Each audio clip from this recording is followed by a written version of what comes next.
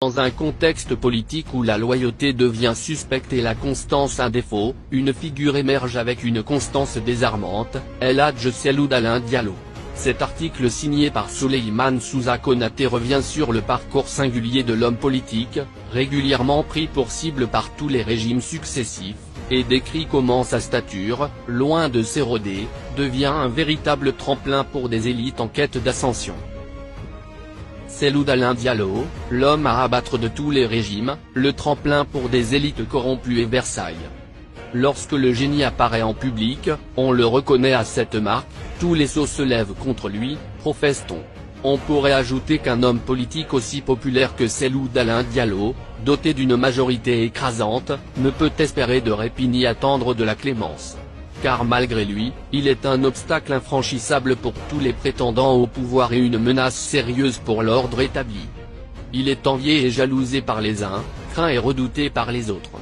Tel est le quotidien de Cellou Dalein Diallo, dont le seul tort est d'avoir gravi, avec brio, tous les échelons de l'administration avant de se hisser au sommet de l'État et de devenir l'homme politique le mieux implanté dans son pays. Indéboulonnable à ce jour, il reste imbattable dans les urnes. Si amis et adversaires du président de l'UFDG sont unanimes à reconnaître qu'il est un homme d'État accompli, un cadre intègre et compétent, ouvert aux autres et compatible avec tous souffrent aussi de son entrée fracassante en politique et de son poids électoral indéniable. Personne ne déteste l'homme en tant que tel, mais l'acteur politique majeur, incontournable sur l'échiquier national, dérange. Depuis qu'il s'est engagé en politique, les différents pouvoirs, après avoir échoué à le rallier ou à le détruire, en ont fait leur cible de prédilection. Le capitaine Moussa Dadis Camara, le général Sekouba Konaté, et aujourd'hui le général Mamadi Doumbouya, aucun des chefs d'État n'a résisté à la tentation de manger du Cellou, après avoir tenté en vain de le séduire. Faute de mieux, ils lui ont déclaré une guerre ouverte, injuste et impitoyable. Le président de l'UFDG a toujours cherché à entretenir avec chacun des relations cordiales, sans jamais renier son combat ni son ambition présidentielle. Mais comme tous voulaient s'accrocher au pouvoir sans parvenir à le coopter, ils ont fini par lui faire front.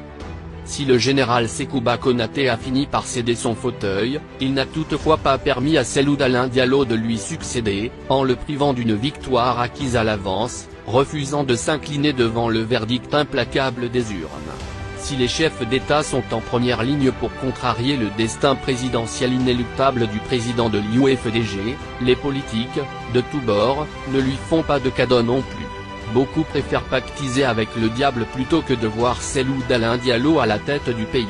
Ce serait, pour eux, une double peine, subir une défaite politique cuisante et assister à un plébiscite électoral de trop. Malgré les changements de régime, El Hadj Cellou Dalein Diallo, stoïque et animé d'une foi inébranlable, continue de faire face au courroux des pouvoirs, à l'hostilité, à la trahison de ses pairs politiques, partenaires à fiabilité incertaine, adversaires déclarés et hargneux selon les moments.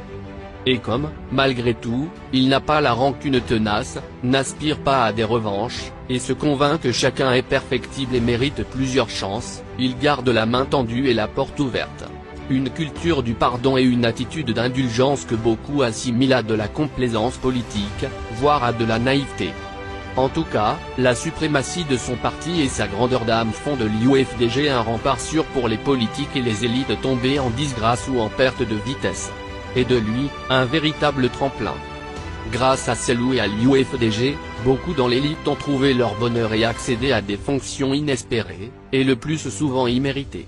C'est comme si l'UFDG était devenu l'antichambre du pouvoir, et Cellou, le sésame vers les sommes. Il suffit d'avoir fait escale à l'UFDG ou d'avoir côtoyé Cellou pour exister, capter l'attention des gouvernants du moment. Cocufier son parti et le trahir lui-même est devenu un escalier, un raccourci idéal pour taper dans l'œil du pouvoir et en recevoir les faveurs. Il n'est même plus besoin d'être diplômé, méritant, brillant, ou de bonne moralité pour faire fortune et servir au sommet de l'État. Combattre Cellou et s'engager à démolir l'UFDG est la meilleure carte de visite du moment. C'est aussi un marché de dupes, car aucun de ceux qui ont tenté d'effacer Cellou Dalein Diallo de la scène politique ou de déstabiliser l'UFDG n'a atteint son objectif. Cellou reste debout. Son parti sort renforcé de toutes les épreuves. Il gagne tous ses duels. Le général Mamadi Doumbouya, qui avait pourtant juré ne pas reproduire les erreurs du passé ni trahir sa parole, multiplie aujourd'hui les actes hostiles à l'UFDG et à son président. Il semble persuadé de réussir là où d'autres, plus politiques et plus avisés que lui, ont lamentablement échoué. C'est où sera son tombeau. Souleymane Souza Konaté, coordinateur de la cellule de communication de l'UFDG.